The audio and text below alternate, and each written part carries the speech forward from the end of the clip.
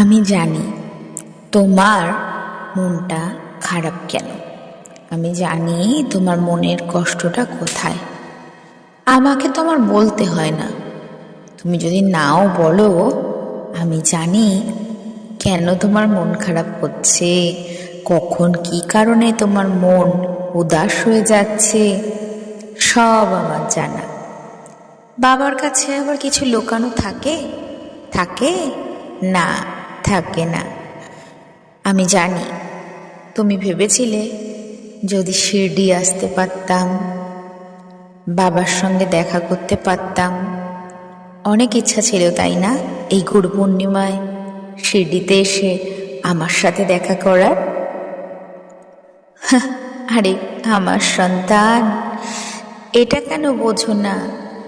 আমি যতক্ষণ না তোমায় ডাকবো ততক্ষণ তুমি চাইলেও আসতে পারবে না। আমি তো অপেক্ষায় আছি।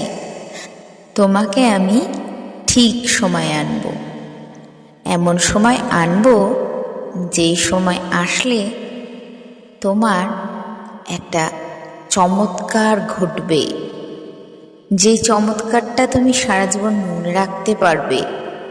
একটা শুভ সময়, যে সময় তুমি শিরডিতে এসে আমার সঙ্গে দেখা হবে, সেই সময়ের একটা সুন্দর মুহূর্ত, একটা ঘটনা, একটা স্মৃতি তোমার জীবনে সারা জীবন রয়ে যাবে।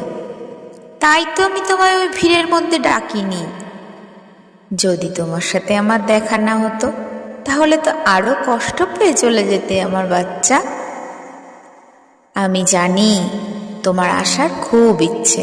চিন্তা করো না, আমি ঠিক সময় মতন আনবো। আমি যখন ডাকবো তখন তোমায় আসতেই হবে।